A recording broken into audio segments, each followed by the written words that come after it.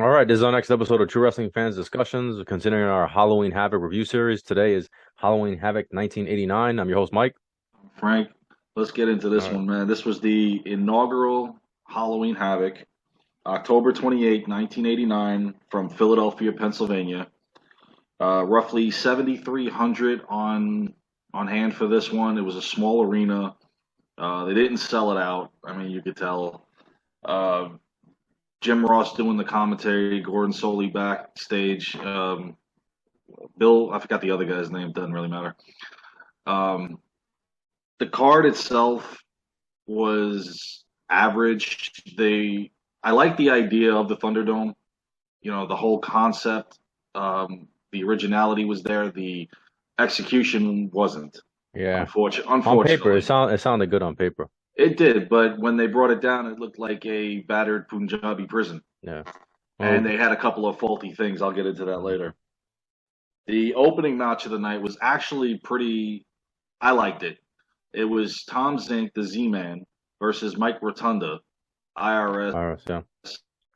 For Mr. anybody else Wall that doesn't Street. know who he Mr. was. Wall Yeah, Street. VK Wall Street. Yeah, Bray Wyatt's daddy. Let's just put it like that. You know, the thing is, too, though, since it's the first Halloween Havoc, they don't really have the full setup. You know, Yeah, Halloween Havoc was really decked out and looked like Halloween, and they had the graveyard and they had this whole, hmm like, the entrance and everything. It looked really nice. Eventually, it gets to a it really, gets really better high later on, production level. especially But yeah. this one was kind of like it looked not really. I mean, No, in the background when they did the interviews, they had kind of like a Halloween theme, but the arena itself wasn't really. no. I But it mean, was the beginning. they kind of decorated the Thunderdome, which I'll get to Yeah, we'll later. get into it. That backfired on them. We'll get into it.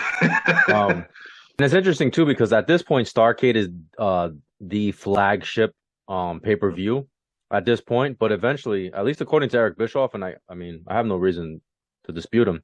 Halloween Havoc becomes the pay-per-view like that WCW is kind of known for. Maybe because it's the theme and the way the production value is. But eventually, Halloween They put Havoc a takes. lot into it, Yeah, yeah, but especially when they brought in the spin the wheel, make the deal. yeah, That I really love that. I thought that was awesome. Except the 1992 stipulation. When we get to that one, no. we'll cover that. But I So mean, otherwise, they had the idea.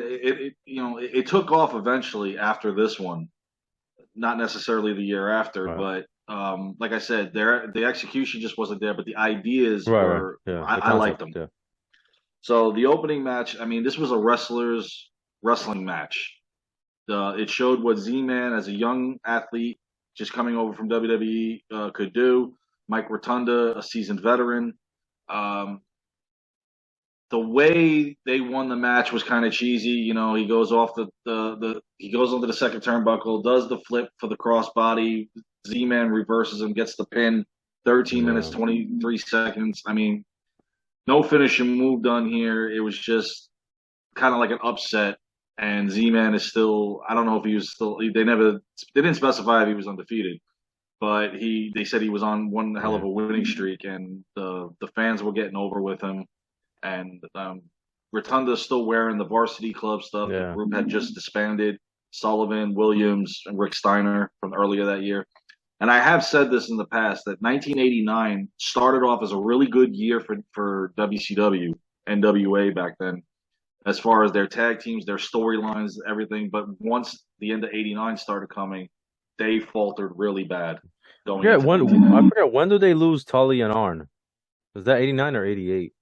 Because they're not here. Um, They're not here, obviously. it was '88. So it was 88. Because then Yeah, that Survivor Series 89 is the last. yeah. They signed a 1 year All deal right. So to go over. That that hurt kind of them. hurt them because they were a big tag team. Oh Yeah. yeah, definitely. So our next match was a 6-man tag team match. Another one I didn't mind because I'm a fan of the team. It was the Samoan SWAT team, Fatu and Samu. Most people know them as the Head Shrinkers, and the Samoan Savage, which was Tonga in Yeah. WWE from the Islanders, versus the Midnight Express, Bobby Eaton and Stan Lane, and Dr. Death Steve Williams. This one, and Oliver Humperdinck is actually playing a heel manager, which is not something he would normally do. Yeah. And then, of course, you've got Jim Cornette at ringside with the loaded tennis racket. So, I mean, this was entertaining. The fans really got into it. Again, I like the Samoan SWAT team that year. They had some great feuds with the Road Warriors and everybody. It was really good. Like I said, tag team wrestling in NWA that year was really hot Yeah. until around this time. And so the match, it had its typical moments.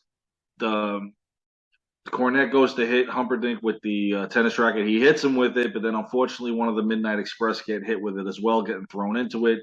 The Samoan SWAT team and the Samoan Savage get the victory over the Midnight Express, Dr. Death, Steve Williams. But overall, this one was a little more entertaining. You see, Steve Williams was really pumped up in this one. Hey, look, he might have been on some performance enhancers. I think he saw Zahari Pretty that big year too. Yeah, he's pretty big. Yeah, it's jacked.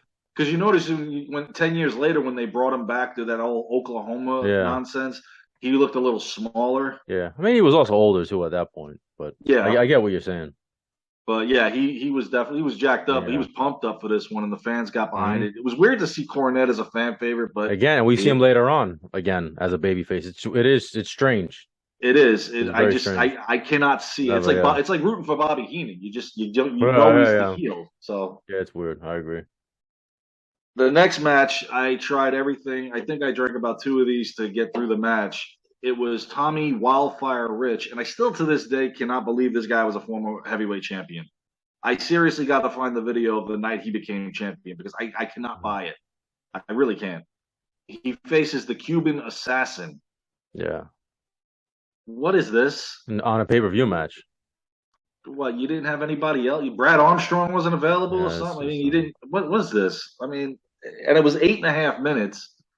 Tommy Rich gets the victory, and they were talking about during the match how he disappeared in the mid '80s and then all of a sudden reemerged, and they're talking about how he could be world champion again. I can't even see how he was world champion the first time. But in any event, Tommy Rich gets the victory over the Cuban Assassin, who they even said at one time this guy wrestled under the ring name Fidel. So it is what it is, man. The next match, it would have been good if you had some decent challengers. It was for the NWA or WCW tag titles, whichever you want to call it. They're kind of being called both at this point. Because WCW was part of NWA. Yeah, they hadn't officially made everything WCW for like another year. Yeah. It was the Fabulous Freebirds, Jimmy Garvin and Michael Hayes. Versus, I love these guys. They paved the way for the 3-man tag team champions that New Day up to recently would adopt that policy as well. And the challengers they faced, the dynamic dudes. Okay, did Animal ask for a favor for his brother to be hired? Probably. Johnny Ace cannot wrestle. Laurinaitis. People power? I don't think so, bro. Not this dude. And Shane Douglas. Shane Douglas was very talented. He just kept getting stuck. He gets getting stuck with bad gimmicks. They came out with this is typical late 80s, early 90s colors, like the neon yellow, the hot pink, and they were supposed to be like skateboarders or something like that. I don't know. They were trying to get the referee to do it. They were supposed to be like the young baby faces, kind of like a poor man's rockers. I was just gonna say that. Right, and then they were with Cornette, which is just very odd. Yeah, like why all of a sudden is he he's their manager, adapting to them? I don't know. Well, I don't even think he was he was like their advisor, right? I don't even. Did they actually say manager? I don't remember. No, but they just said he was in his corner. But this was a stink fest because I think the crowd boos. I think at one point, right? I think they bad. Yeah. I mean, unless when the Freebirds finally got the victory. They were rooting for them. The Freebirds were heels, but they were over. They were being rooted for. Yeah. Because I mean, anytime Johnny Ace wrestled, it was a stink fest.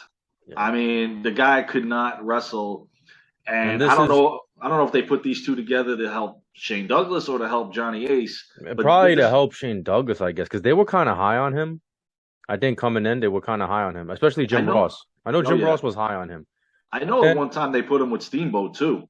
Later on, they put him because they were tag champions. Yeah, because this is before his cup of coffee in WWF. Because he shows up to Royal. Seriously, which Royal Rumble was it? 90? 91? Yeah. Okay, it's 89. Still like a year and a half away. Yeah, so he was like there for a minute, one pay-per-view and done. Maybe a couple of house shows, if that. Then he goes back to Shame. WCW before he finds himself in ECW, and then WWE ruins him again. And then they ruined me, exactly. So, and anyway. then WCW again when they finished up. Yeah. So, I mean, yeah, this was a total stinkfest. And the fact that it was a 11.5-minute match was, like, to me, 10 minutes too long. Yeah, I agree. Now, the next match I liked because I did like this tag team when they were formed together. It was the Steiner brothers, Rick and Scott, versus the team that I like paired together, Doom. Doom 1 and Doom 2. And Doom 2, yes. Yeah. They weren't later on when Woman was no longer their manager and Teddy Long took over is when they took off the mask and they were Butch Reed and Ron Simmons. Yeah, I don't know if you remember the build up to this, but what it was that I forget what was the name that she used before Woman? It was something else. She was kind of like a nice girl. She's supposed to be like a nice girl. Was it just Nancy? Did they even use Nancy? I don't know. Nancy, yes. They used so. Earlier Nancy. in the year. And then she turns into woman and she's like evil. You know that's a Kevin Sullivan thing because Kevin Sullivan loved that kind of stuff. But she was Rick Steiner's girlfriend, and then like she betrays him. And I'm trying to remember, but I remember that was doing the Varsity Club too, if I'm not mistaken. I don't remember. I just know they were together, and then something happens with Doom where they beat up Rick Steiner, but they don't actually show. They don't actually show them. I think they just show him getting kicked by somebody, and then she betrayed him. And then I like the promo because it was a mess. Like these guys were so young and green, like on the mic. Rick was terrible on the mic. At that point, he was Scotty wasn't Big Papa Pump yet, so he was bad on the mic. But it was just funny to watch. Rick reminded me of what was that guy's name from Police Academy that he Bobcat something.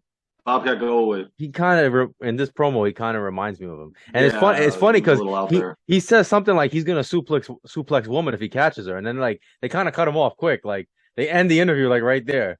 Like maybe he wasn't. I know it's the '80s, but maybe you weren't supposed to say that. No, we're not hardcore yet. I forgot the guy's name that interviewed him. Cruz was the the interviewer guy. But so you had Doom come out. You had these two monster teams because these guys Steiner brothers. And remember, the Steiners now had just started teaming together because when they were in earlier in NWA, Rick Steiner was doing his thing, and Scott had just come in on his own. So now they paired the two together.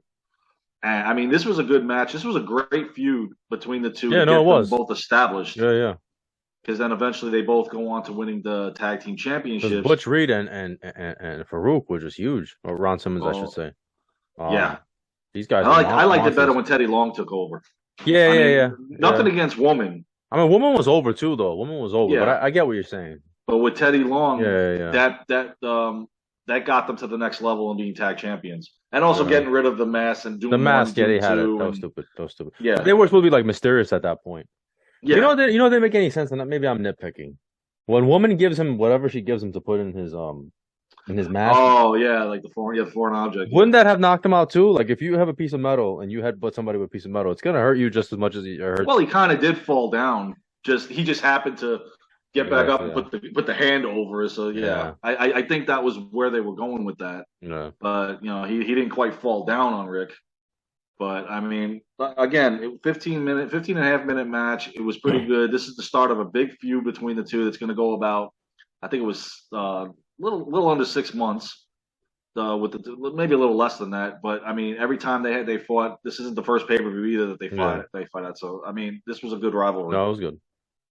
So our next match, I liked it because of he was the up and comer. It was Lex Luger defending the United States Championship against Flying Brian Pillman. Yeah. And this was before the Cincinnati Bengal trunks. I mean, this was a guy that was trying to make his name known early. And Lex Luger was just making a mockery of him, like, this kid's not going to beat me. Yeah, he didn't want to give him the title shot. He was like ducking him. Before this, he was ducking him. Yeah.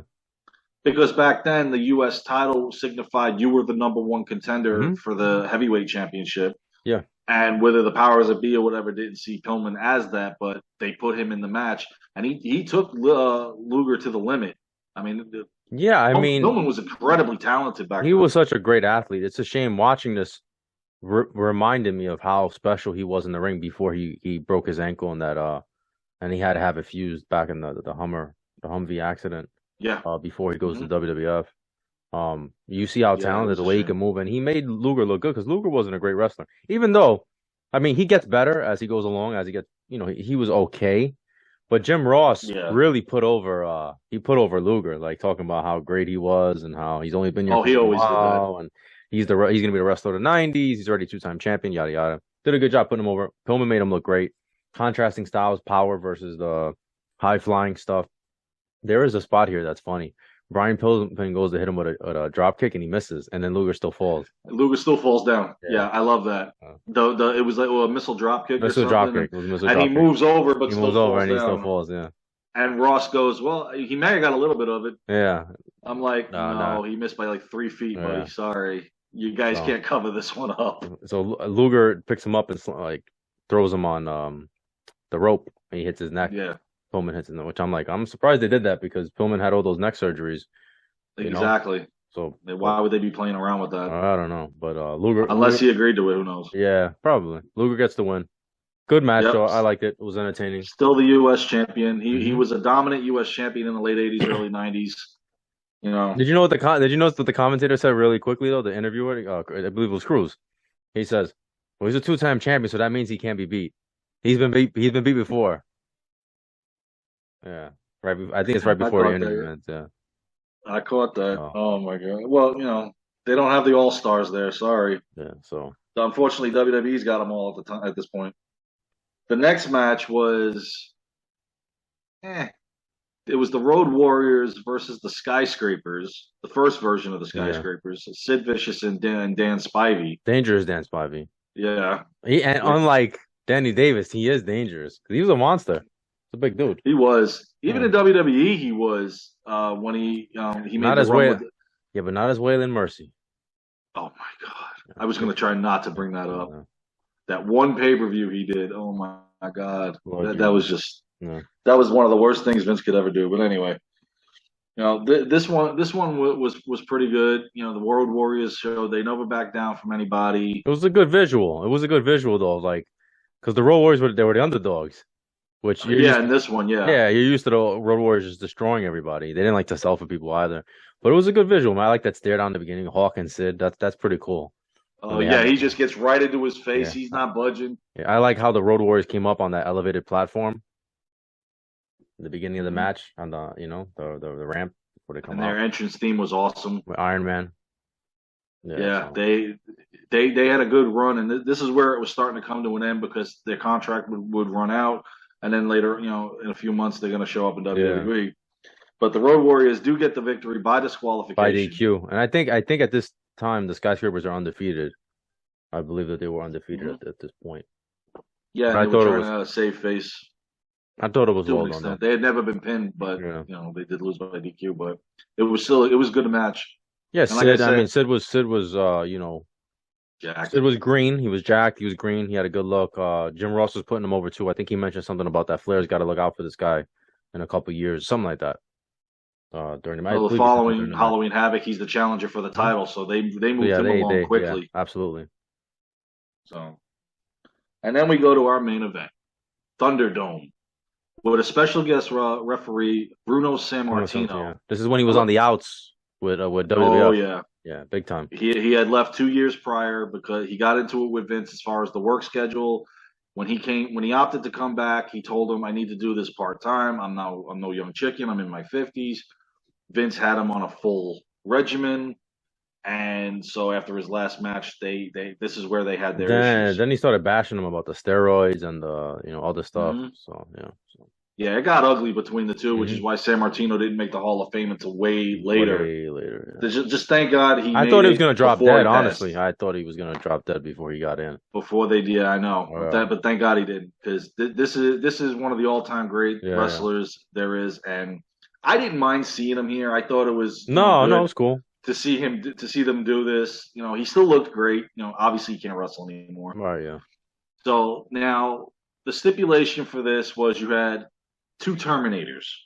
Yeah, in the corners, yeah. You had Ole Anderson and you had Gary Hart. Now, the object of this is it's a surrender match. The first person to throw the towel in, the team loses. It was Ric Flair and Sting versus Terry Funk and the television champion, undefeated Great Muta. Mhm. Now, this all started back several months back when Ric Flair regained the title from Steamboat, Terry Funk was an announcer. He interviewed him in the ring, and then Cole cocked him. And that's where the rivalry got stemmed from there. And then Muta and Sting just kicked off the minute Muta got into WCW. And that rivalry was just awesome, the two of them. Great Muta was, I'm sorry, he never made it to WWE. Yeah, he was one of the best. What an athlete, yeah. Definitely. And this match wasn't bad, but when I love how, supposedly, the top of the Thunderdome was electrified. The whole thing was supposed to be electrified. Yeah, but only the top really worked. And then later on, they said, "Oh, it's only the top," but the whole thing was supposed to be electrified. And then Terry Funk, yeah, I remember. As soon as it comes down, Terry Funk starts like climbing it, and they were like, "Wait a minute, the whole thing was supposed to be electrified." By the way, Terry Funk was jacked, man. I never seen Terry Funk in that great a shape. He was ripped. Yeah, he was. He's probably on for a guy that was supposedly nearing the end of his career at that point. He looked really good. It was pretty jacked, but. Yeah, so the cage comes down, and then they apparently they decorated it too much with all the Halloween stuff. So the pyro went off. And stuff, yeah. The pyro went off, and it sets like the webbing on fire. And this is right at the beginning of the match. And then the referee has to go up there and try to put it out. And then he comes down, and then I guess they're trying to get a fire extinguisher. But then Great Muta goes up there, and he just uses Everybody started cheering. It's actually pretty funny. From what I understand, the fire marshal got really, really angry when that thing caught on fire the way that it did, and he threatened to shut down the building and shut down the match. So they had to shut off the pyro from that point on. There was no more pyro. Yeah. They had to pretend like, oh, it's electric. I forgot. It might be Muta that pretends that he grabs it and he gets electrocuted. Yeah, because he goes up to the top because Ross had said, how is he going to climb out of there? Right. But then the other guys forgot about it. He kind of like does a little bit of this, and that's it. But then the other guys forget about it. Yeah, because later on they're at the top and everything. And now, to me, when they say the whole thing's supposed to be electrified, I'm assuming that eventually at some point somebody's going to get thrown into it, and we're going to see the sparks. And I don't know. That's where it's probably going to come to an end at that point when somebody hits it, but. That you see, like you said, Funk is already trying to climb it. Muta's pretending he's electrocuted up there. I mean, they kind of made a mockery of it. Yeah, and then they said electrified. Hello. They just throw all of that. I did like the spot when Sting was swinging like Tarzan. It's fun. Yeah, I mean, it's a little silly, but it's fun. He's swinging on. He does a really great splash from off of the cage, like really far. He dives. Yeah, there's a spot that he does. He was the up and coming man back then. Yeah. Sting was over, man. Every time Sting did something, the crowd went crazy. That's why they had to, you got these guys teaming together, but they knew they had to put these guys against each other. Yeah. And Flair, Great American Bash the following year, Sting beats him for the belt. It was cool to see. Flair was over too. Every time he tried something, he was over. Figure 4 and everything, and The match was okay. It got off to a little like weird start, but then it picks up, and then I liked like the last third of the match, whatever it is. It was entertaining with all of everything that was going on. Terry Funk tries to hit San Martino. Yeah, they tied Sting up. Terry Funk tied Sting's leg. Mm-hmm. Then Ole had to come in and try to untie him. Then Flair gets who did Flair get in the figure 4? I think it was Funk. It was Funk, right? And he's not giving up. Obviously, then Sting keeps Stinger splashing him. Yeah. Wow. Gary Hart's over there going, "I'm not throwing this in." Well, it's like, who's gonna throw the towel? Nobody's gonna throw the towel. And then Muta and San Martino get into it. Did you see Muta miss that punch? Yes. It like went right over his head. Yeah. And then San Martino, I think maybe they didn't want to hit him. I don't know. That's true. That it could have been they didn't want him really taking any bumps. Yeah. But the ending of that match, was that on purpose that this guy, the towel went Gary Hart, that had the towel just happened right. I guess. I don't know if doesn't see it at first though. San Martino doesn't see it. They had and then he turns around, he holds it, looks over. Ole's like, "I got mine." Ole's like, yeah. Ole's like, "Oh, he Ole's a baby face too." Yeah, I believe that. I'm sorry. Weird, but that's just something I can't see. That's again, like Cornette, I can't see it. Yeah, so I don't know if that's how they planned it or if this is just how it happened. It would make sense. They were supposed to win, obviously. Gary Hart's, Gary Hart said, "No, I don't care if their leg breaks, their neck. I don't care if something bones break. I'm not throwing the towel." Which makes sense because he's a heel. Why would he care? Yeah. So in order for it to end, something like that possibly has to Yeah, happen. but it was just And funny. Just the way that it looked was. yeah, Yeah. the ending was a little out there, but I mean, overall, I mean, the match was good. Sting and Flair teaming together Yeah. was great. They were better rivals than they were tag team Yeah. partners, And again, eventually they will face each other, and then Flair will be on his way out. Hmm. It's it is what it is Yeah. with the business. But I Yeah. mean, overall, this wasn't a bad Halloween Havoc. I just think the Thunderdome could have been a little better, Yeah. Definitely. Definitely. but at least it ain't as bad as the next one. Yeah. All right, guys. So you let us know what you think. Please like, comment, share, subscribe. We'll see you guys soon. Take care.